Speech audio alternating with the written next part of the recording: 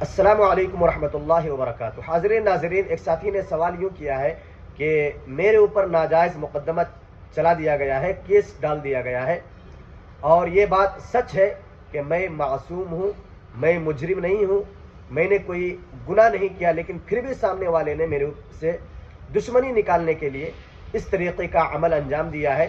میں اس مقدمے سے باہر نکلنا چاہتا ہوں، چھٹکارا پانا چاہتا ہوں۔ تو کوئی ایسی دعا ہو، کوئی ایسا وظیفہ ہو جس پر عمل کر کے میں اس مقدمے سے باہر آ جاؤں۔ ایسے دنیا کے اندر بہت سارے لوگ ہیں جو بالکل معصوم ہیں اور جو ہے وہ مجرم نہیں ہے، لیکن پھر بھی ان کو مقدمے میں پھنسا دیا جاتا ہے۔ انہوں نے سوال یہ کیا ہے کہ کوئی ایسا وظیفہ بتائے جس پر عمل کر کے میں اس مقدمے سے باہر آ سکوں۔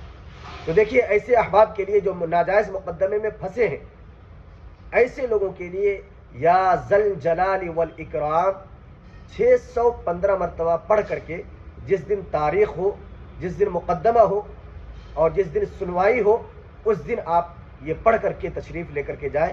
اللہ کی ذات سے امید ہے اگر آپ حق پر ہیں تو انشاءاللہ آپ کے حق میں ہی فیصلہ ہوگا اور آپ وہ مقدمہ جیت کر کے آئیں گے۔